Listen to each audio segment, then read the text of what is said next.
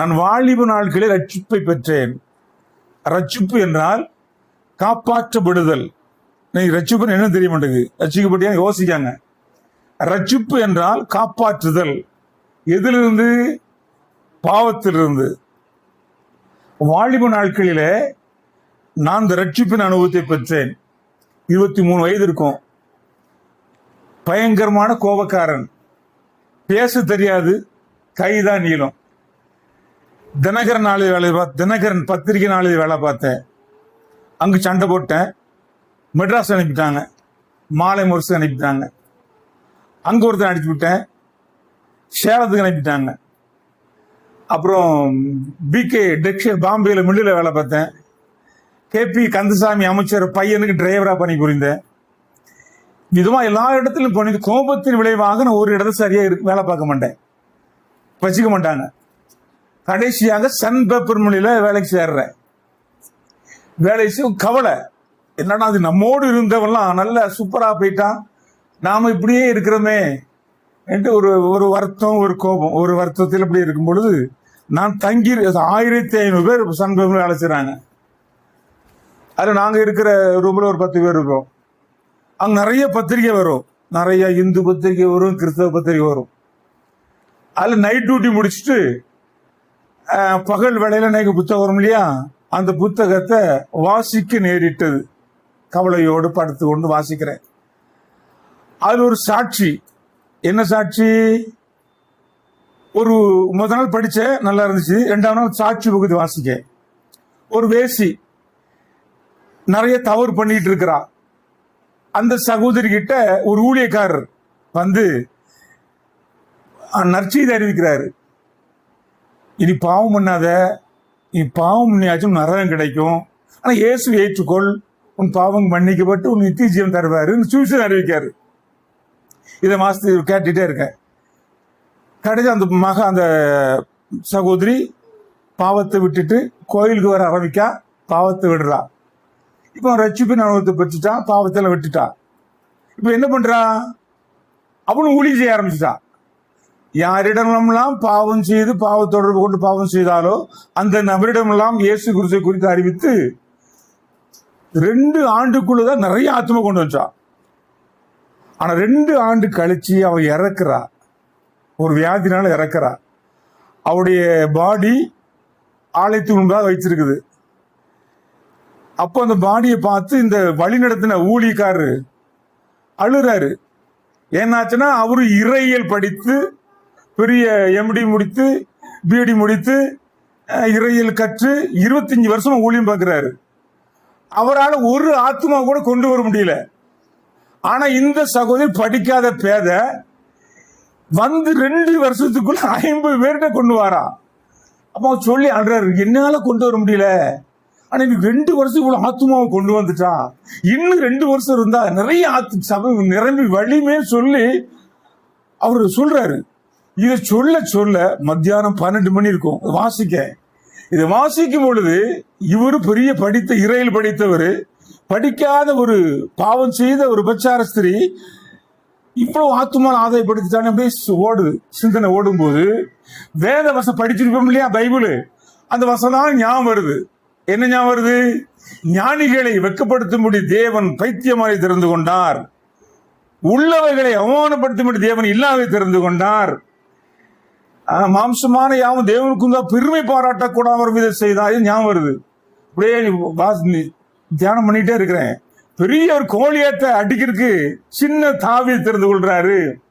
பெரிய அசிரிய ராஜாவை வீழ்த்துவதற்கு சின்ன நாட்டு ராஜா இசைக்கியா ராஜாவை திறந்து கொள்றாரு. இது சிந்தனையில் ஓட ஓட ஓட ஓட தேவனுடைய கிரி அப்படியே எப்படி தேவன் செய்யறாரு அப்படியே நினைக்க நினைக்க நினைக்க மத்தியானம் 12 மணி வேளையில இருக்கும். ஒரு கரம் என் பாதத்தை தொட்டது, ஒரு கரம் தொட்டது. என்ன என்று நிமிர்ந்து பார்த்தேன். மின்சாரத்தை போன்ற வல்லமை காலில் இருந்து உச்சந்தலை ஏறிற்று. கரண்ட் அடிபட்டிருக்கீங்களா? கரண்ட் அடிபட்டிருக்கீங்களா? ஏட்டி துடிச்சு கத்த ஆரம்பிச்சேன், அழ ஆரம்பிச்சிட்டேன். மத்தியானம் 12 மணி எல்லாரும் நைட் டியூட்டி முடிச்சு தூங்கிட்டு இருக்கிறாங்க. ஏங்க அழ ஆரம்பிச்சுட்டேன். பக்கத்துல படுத்து ஏன் அழுறேன் பொறுத்த முடியல. ஏதோ ஒரு வல்லமை தாக்கிட்டு என்னன்னு தெரியல. பயம் உண்டாயிற்று, நடுக்கம் உண்டாயிற்று. சாயந்தரம் ஆயிற்று. அப்போ அந்த பத்திரிக்கை வந்த நபர் அப்பதான் சபரிமுத்து, அவர்கிட்ட அந்த பத்திரிக்கை வந்து கிடந்துச்சு. அந்த பத்திரிக்கை வருகையின் தூதன். அண்ணே இது வாசித்தேன், ஏதோ ஒன்று வந்துருச்சு, எனக்கு பயமா இருக்குது. என்ன பரிசுத்த ஆவியான வந்திருப்பாரு. பரிசுத்த ஆவியானவரா எனக்கா? அப்போ நான் சிகரெட் குடிப்பேன், பீடி குடிப்பேன். இது பரிசுத்த ஆவியானா இருக்கு, எனக்கு எப்படியா பரிசுத்த ஆவி வேணும்? ஊழியம் பண்றவங்களையா பரிசுத்த ஆவி இருக்கு? எனக்கு இருக்காது சொன்னேன். ஆனா எனக்குள்ள ஒரு மாற்றம் வருது. என்ன மாற்றம்? நல்ல டிவி பார்ப்பேன். சன் பேப்பர் மில்லில் ஒரு பெரிய டிவி இருக்குது. டியூட்டி முடிச்சு எல்லாம் 12 மணி நேரம் தான் கிடப்பாங்க. அதுல இன்ட்ரெஸ்டா பார்ப்பேன். இப்போ எனக்கு பார்க்க முடியல, அது வேஸ்டா அருவருப்பா தருது. நேரத்தில் அரசியல் கதைகளை பேசி நல்ல கிண்டல் அடிச்சு கிடப்போம். எம்ஜிஆர் கருணாநிதி சினிமா கதைகளை பேசி அரட்டை அடிச்சு கிடப்போம். அங்க இருக்க முடியல, வெட்டிகளை இப்ப அங்க இருக்க முடியல. இப்போ ஒரே வேதம் வாசிக்க தோணுது, பைபிள் வாசிக்க தோணுது, ஒரே ஒரு மகிழ்ச்சி. அது மாத்திரம் இல்ல, சிகரெட் முன்னாடி பீடி குடிப்பேன், இப்போ குடிக்க முடியல. அது பார்த்தா நரகல சாப்பிட்ற மாதிரி இருக்குது. அதுக்கு முன்னாடி இன்ட்ரெஸ்டா குடிக்கிறவன் இப்போ நரகல சாப்பிட்ற மாதிரி இருக்கு. முறிச்சு போட்டேன். அப்போ எனக்குள்ள வந்து பரிசுத்தாவியானதனும் அசுத்தாய் வந்தாலும் வராது இல்லையா?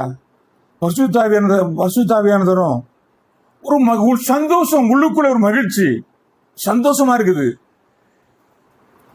டியூட்டி போனாலும் ஜெபம் தான், வீட்டுக்கு ரூமுக்கு வந்தாலும் ஒரு பைபிள் வாசிப்பு. இப்படி ஒரு 15 நல்லா ஓடிட்டு இருக்குது. மறுபடியும் பாருங்க, சிகரெட் குடிக்கிற என்ன வருது, உடனே வசனம் பேசுது, இது தேவனுடைய ஆலயம், இதை நீ கெடுத்தால் நான் உன்னை கெடுப்பேன். ஆனால் இதை கடினப்படுத்தி ஒரு சிகரெட் வாங்கிட்டேன். வாங்கி யாருக்கும் தெரியாம புகைச்சிட்டு இருக்கிறேன். அப்போ இந்த நண்பர் பார்த்துட்டாரு, டியூட்டி முடிஞ்சவரும் பார்த்துட்டாரு. நீ சிகரெட் குடிக்கிறாயோ ஆண்டவன் அடிப்பார்னாரு. அடிக்க மாட்டாருன்னு சொன்னேன். அவர் சொல்லி 3ஆம் நாள் சன் பேப்பர் மில்லில் செவந்தி ஆயத்தன்னு பிறந்தநாள் நடத்துவாங்க, ஆண்டுதோறும் நடத்துவாங்க. பெரிய கிராண்டா நடக்கும். அதுல செக்ஷன் பிரிவு பண்ணி பல விதமான விளையாட்டு நடக்கும். தக்க போர், கபடி, நிறைய விளையாட்டு நடக்கும். நான் கபடி நல்லா விளையாடுவேன். 4 டீமாக பிரிச்சு முதல் நாள் விளையாட்டு நடந்து எல்லாம் ஜெயிச்சுட்டு வரோம். இப்படி 2ஆம் நாள் 3ஆம் நாள் விளையாடும் பொழுது, நல்ல உச்ச கட்டத்தில் இருக்கும் பொழுது, ஜெயிச்சுட்டு வர இருக்கும்போது நல்ல இன்ட்ரெஸ்டா கடைசியில் ஒரு 10 நிமிஷம் இருக்கும் பொழுது நான் பாடி போறேன். அவங்க எனக்கு பிடிக்கிறாங்க, நானும் தப்பிச்சு வரேன். அப்படி ஒருத்தன் ஓங்கி என்ன முட்டினது எனக்கு ஒரு மாதிரி மயக்க வந்தமா வந்துச்சு. வெளியே வந்துட்டேன். என்ன பாடி போக சொல்றாங்க, என்னால பாட முடியல, அப்படியே கண்ணு மங்குது. அப்படியே வெளியே வந்துட்டேன். ஏசுறாங்க, என்னடா செய்யக்கூடிய டைம்ல இப்படி இருந்துச்சுன்ட்டு. கடைசி டீம் தோத்துட்டு நடக்க முடியாம மெயின் கேட் வந்து விழுந்துட்டேன். உடனே ஆஸ்பத்திரி கூட்டு போறாங்க, சேர்மதி ஆஸ்பத்திரி கூட்டு போறாங்க. அங்க ஊசி போட்டு அனுப்பிட்டாங்க. மறுபடியும் வயிறு வீங்கிட்டு வருது, இன்னொரு டாக்டர் கூட்டு போறாங்க, மறுபடியும் ஊசி போட்டு அனுப்பிட்டாங்க. அங்க சிலம்பு மாஸ்டர் இருக்காரு, சிலம்பு சொல்லி கொடுக்குற மாஸ்டர் இருக்காரு. அவர் வறுமம் பிடிச்சிருக்கோன்ட்டு அங்க அடிச்சு இஞ்சி சார தாராங்க. சரியில்லை. கடைசியில வயிறு 11 மணி ஆயிட்டு வயிறு வீங்கிட்டு வருது, மூச்சு விட முடியல. கடைசியில ஷீபா கிளினிக், திருநெல்வேலி பெரிய நல்ல ஆஸ்பத்திரி, ஷீபா கிளினிக், அங்கு கொண்டு போனாங்க. அங்கு முடியாது கொண்டு போங்கன்னுட்டாங்க. உடனே ஹை கிரவுண்ட் கொண்டு போறாங்க. திருநெல்வேலி அரசு ஆஸ்பத்திரிக்கு ஹை கிரவுண்ட் கொண்டு போறாங்க, மெடிக்கல் காலேஜ் கொண்டு போறாங்க. அங்க எக்ஸ்ரே எடுத்துட்டு ரொம்ப சீரியஸா இருக்குது. உடனே அம்மா அப்பா வரலைங்க. அம்மா அப்பா எங்க இருக்காங்க? திருச்செந்தூர்ல இருக்கிறாங்க, திருச்செந்தூர்ல இருக்கிறாங்க. அப்ப அம்மா அப்பா வர முடியாது, நாங்களே கையெழுத்து போடுறோன்ட்டு உறவினர்கள் மேனேஜர்மா கையெழுத்து போட்டு நாங்க பொறுப்புன்னு ஆபரேஷன் நடக்குது. வழியில துடிச்சிட்டு வரேன். அப்போ நாங்க இந்த ஒவ்வொரு கோயிலாம் போவோம். அதனால எல்லா சாமியும் சொல்லி கூப்பிடுறேன். கடைசி என்ன அறியாமல் இயேசுங்கிற வார்த்தை வருது. அந்த நேரத்துல தலையில யாரோ கை வச்சமா இருக்குது. அப்படியே மயங்கிட்டேன். 7 நாள் சீரியஸ் வேலை இருக்கேன். 7 நாள் சீரியஸ். ஏன்னா மோசம் போற குடல் அத்து போச்சு, நீர் போற குடல் 1.5 அடி கிழிஞ்சிட்டு. டாக்டர் சந்தேகத்தின் பேர்ல ஆபரேஷன் பண்ணாரு. இவங்க பிள்ளைக்கு போறான் பண்ணாரு. 7வது நாள் எனக்கு மோசம் போறத பார்த்து அவரு சந்தோஷம் தாங்க முடியல. டாக்டர் ஐயப்பன் இப்பவும் இருக்காரு. உடனே அவர் டாக்டர் சக டாக்டர்கள் நர்ஸ் நான் ஆபரேஷன் பண்ண பேஷண்ட் பிழைச்சிக்கிட்டாரு, சந்தோஷத்தை கொண்டாடுறாங்க. மோசம் போக ஆரம்பிச்சிட்டு 7 நாள் சீரியஸ் வேலை இருக்கேன். ஏன்னா இங்க ஒரு ஓட்டை போட்டுருக்கு, இங்க குளுக்கோஸ், இங்க ரத்தம் ஏறுது, அசைய முடியாது, ஐஸ் வாட இருக்கிறேன். 7வது நாள் 8வது நாள் சாதாரண வார்டுக்கு வாரேன். பேச முடியாது. பேசுனா மூச்சு விட்டாலும் வலிக்கும், இவ்வளவு கிழிச்சு வச்சிருக்குது. அப்போ நிறைய பேர் பார்க்க வருவாங்க, சொந்தக்காரங்க பார்க்க வராங்க. பார்க்க வரும்பொழுது அழுவாங்க. ஏன் அழுறீங்க? நான் நல்லா தான் இருக்கிறேன், நீங்க தான் கெட்டு போயிருக்கீங்க. ஆண்டூர் எனக்கு கொடுத்த சட்டையில கிழிச்சு அவ்வளவுதான் தத்துவம் பேச ஆரம்பிச்சிட்டேன். 15 நாள் ஆஸ்பத்திரியில் இருக்கிறேன். ஆனா பேச முடியாது, பேச முடியாது. ஆனாலும் எனக்குள்ள ஒரு சந்தோஷம் இருக்கு. அதுதான் விலையுர்ந்த சந்தோஷம். அந்த சந்தோஷம் பாருங்க, சங்கீதத்தில் இருக்கு பாருங்க. சங்கீதத்துல 4ஆம் சங்கீதம் 7ஆம் வசனம் வாசிங்க. சங்கீதம் 4:7. அவர்களுக்கு தானியமும் திராட்சரசமும் பெருகி இருக்கிற காலத்தின் சந்தோஷத்தை பார்க்கிலும் அதிக சந்தோஷத்தை என் இருதயத்தில் தந்தீர். பாத்தீங்களா என்ன அர்த்தம்? தானியமும் திராட்சரசம் பெருகிற காலத்தில் சந்தோஷத்தை பார்க்கிலும் அதிக சந்தோஷம். இந்த சந்தோஷம் இன்னைக்கு இல்லை. அதை நான் பெற்றேன். ஆஸ்பத்திரி பாருங்க, பேசினா வலிக்கும், எனக்குள்ள பொங்குது சந்தோஷம். எப்படி ஜெபம் பண்ண வருவாங்க, நான் என்ன நினைக்கிறேனோ அப்படியே ஜெபம் பண்ணுவாங்க. சங்கீதத்தை வாசிப்பேன், என் குடலில் ஓட்ட விழுந்து விட்டதுன்னு சங்கீதத்தில் இருக்குது. என்னோட நமக்கே ஒரு ஆள் இருக்காரு, என்னோடு வேதம் பேசினது, என்னோடு 100க்கு 100 தேவன் அங்க இருந்து உணர்ந்தேன். அருமையான கூட இந்த ரட்சிப்பின் சந்தோஷம் இருக்கு போய் தான் கோடிகளையும் நாட்டையும் உறவுகளையும் விட்டு இங்க வந்து ஊழியம் பண்ணாங்க. இன்னைக்கு அந்த சந்தோஷத்தை பார்க்க முடியல. அது இந்த ரட்சிப்பின் சந்தோஷம் அனுபவிக்கேன். 15 நாள் கழிச்சது ஒரே வேதம் பைபிள் வாசிக்கிறேன். இப்ப வீட்டுக்கு போயிட்டேன், 1 மாசம் ரெஸ்ட் எடுக்கணும், 1 மாசம் லீவு.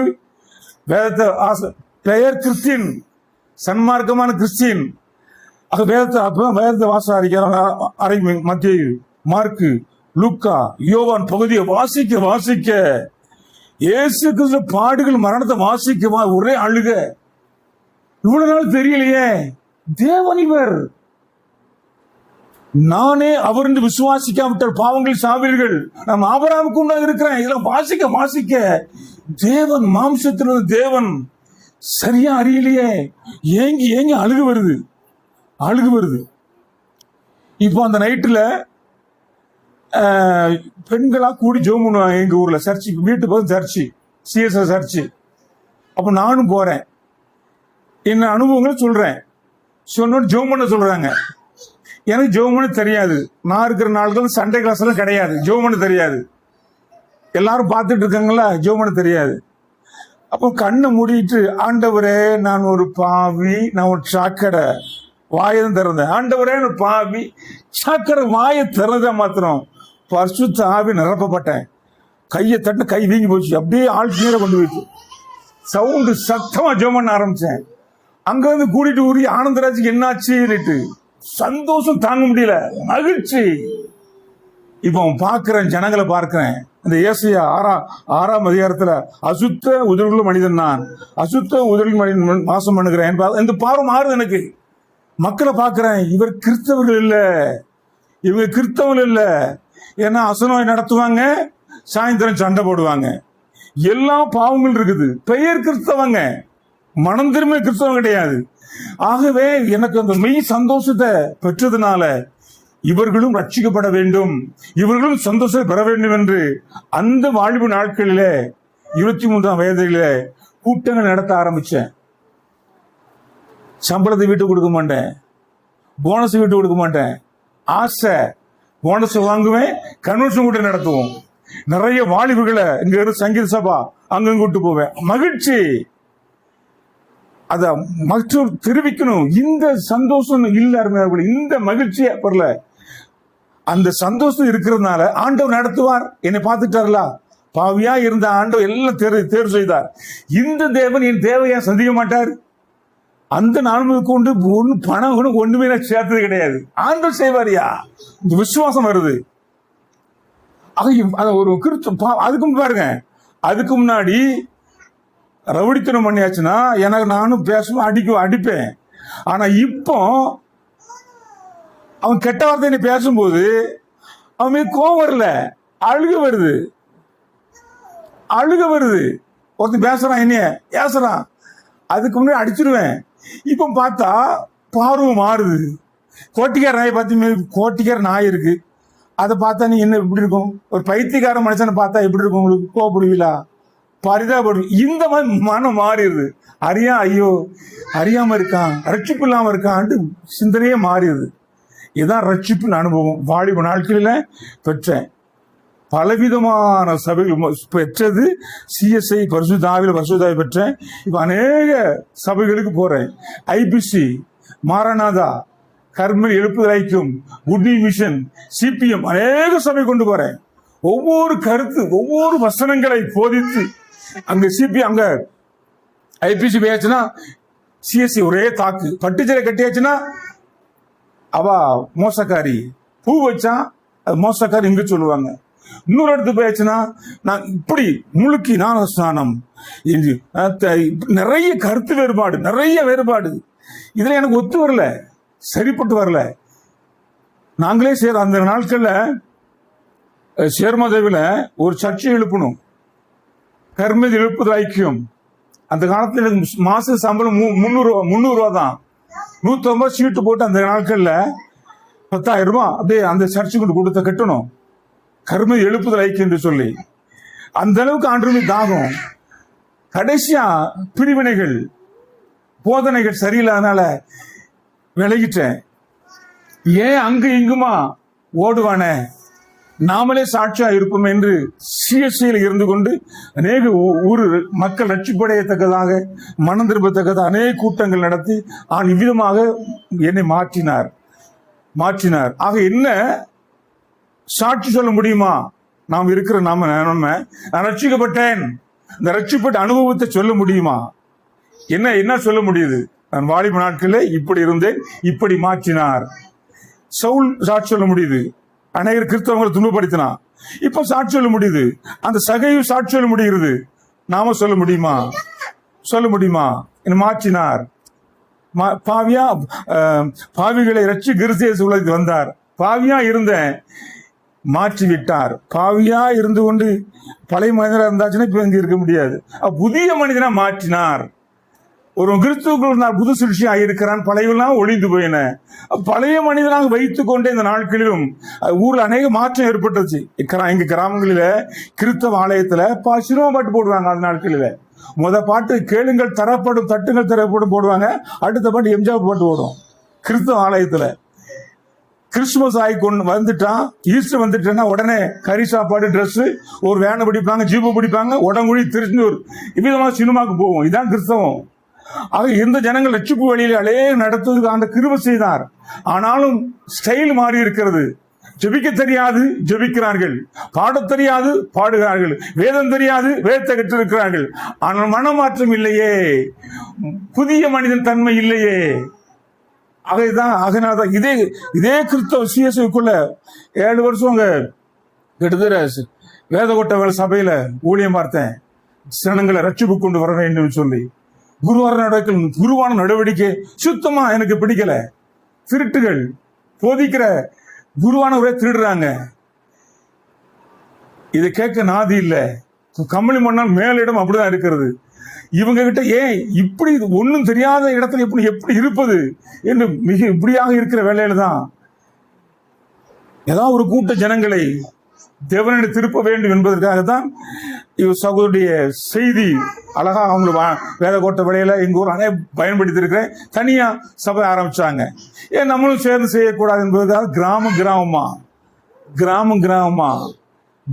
கிராமமா ஆண்டு அறியாத இடங்களில இயேசு அன்பை குறித்து அநேக இடங்களில அவர் தொடர் பணி செய்து சபையாக உருவாக்கிய ஆண்டு கிருபை செய்து வருகிறார். அநேக இடங்களில சபை உருவாக்கி கொண்டிருக்கிறது. எங்க ஊர்ல இப்ப நற்செய்தி கூட்டம் நடத்தி கொண்டிருக்கிறோம். உண்மையான செய்திக்கு முன்பதாக ஆண்டவர் இருப்பார். வேத வசனம் தான். ஆதி நாட்களில சத்துருவான பதவியிலையும் செயல்பட்டான். இப்போ வேத வசனம் மூலமா செயல்படுறான். இப்போ ரிச்சர்ட் இருக்காப்புல, ஒரு காரியத்தை என்கிட்ட சொல்றாப்புல, அந்த காரியத்தை என்ன சொன்னாரோ அதே மாதிரி நான் போதிச்சா சந்தோஷப்படுவாரு. இல்லாத சொல்லும்போது சந்தோஷப்படுவாரா? வேதம் அப்படிதான். என்ன நோக்கத்தோடு வேதம் சொல்லப்பட்டதோ அந்த நோக்கத்தோடு சொல்லும் பொழுது அங்க கர்த்தர் இருக்கிறார். மாத்தி சொல்லும் பொழுது இருக்காரு. செல்வகுமார் பிரதர் நல்ல பசு மாதிரி, செல்வகுமார் பிரதர் பசு மாதிரி சொல்றாரு. நான் போய் சொல்றேன், செல்வகுமார ரிச்சர்டு மாடுன்னு சொல்றாரு. மாடுன்னு சொன்னாரு. என்ன சொன்னாரு? பசு மாடு ஒண்ணு தானே. அதே மாதிரிதான் வேத வசனத்தை ஆண்டு ஒரு சிந்தனையோடு பேசுறாருன்னா விசுவாசம் அப்படியே மாத்துறான். குதி, ஆண்டவனுக்கு தூதர் காப்பாற்ற எழுதியிருக்குது, குதி, தூதர் ஏந்தி கொண்டு போக எழுதியிருக்கு, குதி. தேவநாயக்கரத்தை பரிச்சை பாரா திருப்ப வேதத்தை கொண்டு சேர்க்கிறாரு. அப்படித்தானே? குதிக்க சொல்றான். பரீட்சை பாராதிருப்ப என்று எழுதியிருக்கிறது வேதம் சொல்றாரு. இவ்விதமா இந்த நாட்களில வேத வசனத்தை நூதனமா போதித்து வேற எங்க போக மாட்டான், வேற அங்க வேத வசனம் நூதனமா போதித்து மக்களை ரட்சிப்பு அடைய கூடாது என்பதற்காக, சரியான சத்து வரக்கூடாது என்பதற்காக அவன் கிரியை செய்து கொண்டே இருக்கிறான். ஆகவேதான் தெருவா ஊரா அங்க விட்டாச்சு. கிறிஸ்தவ மத்தியில ஊழி செய்ய வெறுசா அருவருப்பா இருக்குது கிறிஸ்தவ மத்தியில. ஆக மற்ற புறசார் மத்தியில ஊழியத்தை செய்த அநேக ஆத்துமாக்கள் வந்து கொண்டு இருக்கிறாங்க. இவ்விதமாக என் வாழ்க்கை சாட்சியா மாறி இருக்கிறது. இன்னும் நம்மளும் சாட்சி சொல்ல முடியுமா? இப்படி இருந்தேன், இப்ப இப்படி இருக்கிறேன், இதான் சாட்சி. இவ்விதமாக ஒவ்வொருத்தரும் சாட்சியா வாழ வேண்டும். எனக்குள்ளே ஆண்டவர் இருக்கிறார், நடத்துவார், என் தேவையை சந்திப்பார் என்று விசுவாசிக்கும் பொழுது சந்தோஷப்படுவார். ஆண்டவர் இப்ப புள்ள இருக்குது, என்ன யாரு ஜான் இருக்கான், அம்மா நைட்டு எனக்கு சாப்பாடு தருவீங்களா கேட்டா எப்படி இருக்கும்? ஒரு தாய்க்கு எப்படி இருக்கும்? எனக்கு நைட்டு சாப்பாடு தர மாட்டீங்களோ? என்னடா இப்படி சொல்ற? எல்லாம் தாய்க்கு தகப்பன் கொடுக்க முடியும், கொடுப்பாங்க, அப்படித்தானே? அந்த மாதிரி தேவன் இவெல்லாம் தேவை கொண்டு பரவித அறிந்திருக்கிறார். அஞ்ஞானிக்கு ஆடிய ஓடி திருடுங்க, இவெல்லாம் ஒரு தேவை. முதலாவது தேவனுடைய ராஜ்யம், அப்படி நீதி நமக்குள்ளே. ஐயா, நம் கெட்டு போயிருக்கும் பொழுது, அசுத்தமடைதான் இருக்கும் பொழுது உலகத்துல கோடி கிடைச்சு என்ன பிரயோஜனம்? நாம் ரட்சிக்கப்படாதிருந்து, புதிய மனிதராக மாறாதிருந்து, பரிசுத்தவனாக மாறாதிருந்து கோடியை வச்சு என்ன செய்ய? அத மனிதன் உலகம் முழுதும் ஆதாயப்படுத்திக் கொண்டாலும் தன் ஜீவனை நஷ்டப்படுத்தினால் அவனுக்கு லாபம் என்ன? நான் ஊழியம் பண்ற போற இடத்துல அநேக கிராமங்கள்ல ஊழியம் பண்ண போவோம், அநேக கிராம ஊழியம் போவோம், இயேசு கிறிஸ்து அறிவிப்போம். கிறிஸ்துவ மத்தியில இயேசுவை எந்த அடிப்படையில் ஏற்றுக்கொண்டீங்க கேட்டாச்சுன்னா அவங்க சொல்லுவாங்க, நான் கஷ்டமா இருந்துச்சு, வீடு கொடுத்தாரு, ஆக இயேசு ஏற்றுக்கொண்டிருக்கேன். இன்னொரு குடும்பம் வியாதியா இருந்தேன், வியாதியை நீக்கிட்டாரு, இயேசு ஏற்றுக்கொண்டேன். புரியுதா? ஒரு சிலர் தான் ஆண்டவர் எனக்காக ஜீவனை கொடுத்தார், ஒரு சிலர் சொல்லுவாங்க. ஐயா, ஆண்டவர் என்ன உலகத்துல உலகத்தின் தேவை சந்தியா வந்தாரு. இயேசு கிறிஸ்து வருவதற்கு முன்பதாகவே சாலமோன் ஞானியா இருந்தானே, ராஜாவா இருந்தானே, சீமானா இருந்தானே, யாரு ஆபிரகாம் கோடீஸ்வரா இருந்தாங்களே, ஆளுகை செய்தாரு. இயேசு கிறிஸ்து வந்த நோக்கம் என்ன? பாவியான மனிதன் தூய்மையாக மாற வேண்டும், இயேசுவின் பிள்ளையாக மாற வேண்டும். ரத்தத்தை சிந்தி பரிசுத்த ஆவி தந்திருக்கிறார். அந்த பரிசுத்த ஆவியானவர் ஆண்டுக்குள் நடத்தி எல்லா விதமான பாவம் சுமந்திருக்க இயேசு கிறிஸ்து நமக்குள்ளே வாழும் பொழுதுதான் சுத்தமாக முடியும். அதான் தேவனுடைய சித்தத்தின்படி செய்கிற எவனோ அவன் மட்டுமே பரலோக ராஜ்யத்தில் பிரவேசிப்பேன் அல்லாமல். மாம்சத்துல இன்னைக்கு இது நடந்து கொண்டிருக்கிறது. உள்மனம் சுகமாகல, உள்ளான மனிதன் பரிசுத்தமாகல. ஆனா ஆராதனையில் சூப்பர் ஆராதனை பாடம் எல்லாம் வந்து விட்டு இருக்கிறது. ஆகவே இந்த சத்தியமானது இந்த சிலுவையில் அறையப்பட்ட இயேசு கிறிஸ்துவே அல்லாமல் ஒன்றையும் நாங்கள் போதிக்கிறதில்லை. இயேசு கிறிஸ்துக்குள்ளே எல்லாவிதம் ஆசீர்வாதம் இருக்கிறது, எல்லாவிதம் ஆசீர்வாதம் அவருக்குள்ள இருக்கிறது. இன்னைக்கு அவரை போதிக்காமல், அவரை மையப்படுத்தாமல் பல போதனைகளை கொடுத்து அந்த மைய கரத்தை விசுவாசனமே மறைச்சிடுறான். இயேசு கிறிஸ்துக்குள்ள ஞானம் ஒவ்வொருதான், பரிசுத்தம் ஒவ்வொருதான், புத்தியும் அவர்தான், ஆலோசரும் அவர்தான். அவர் நமக்குள்ளே இருக்கும் பொழுதுதான் நாம் அவரமே மாற முடியும் ஒழிய, மற்றபடி அவரை விட்டுட்டு நீங்க வேற போதை வந்துருச்சு, அவரை விட்டு வேற போதை வந்துச்சு. ஆதி காலம் முதற்கொண்டு இருந்த இவர்தான், மாம்சத்தை வெளிப்பட்ட இவர்தான், இன்னும் ஜீவித்துக் கொண்டிருப்போம் இவர்தான் நம்ம சுத்தமாக்க முடியும். நாங்களோ சிலுவையில் அறையப்பட்ட கிறிஸ்து. என்ன அர்த்தம்? வேற போதை வந்துட்டு இன்னைக்கு உலகம் எங்க பார்த்தாலும் உலகத்தான் போதிக்கிறாங்க ஒழிய உள் போதனை இல்ல, ஆத்துமாக்குறி போதனை இல்ல, மனித சுத்தமாக்க போதனை இல்ல. ஆகையினால்தான் இவ்விதமான கூட்டங்கள் நடத்தி ஒரு கூட்ட ஜனங்களை ஆண்டு வண்டி கொண்டு வந்து விட மாட்டோமா என்ற அற்ப ஆசையில தான் சொந்தக்காரங்களா வர மாட்டாங்களா? ஆண்டு கணக்கேப்பார்ல ஆண்டு கணக்கேப்பார்ல இது எங்க ஊழியத்துக்காக ஜெபம்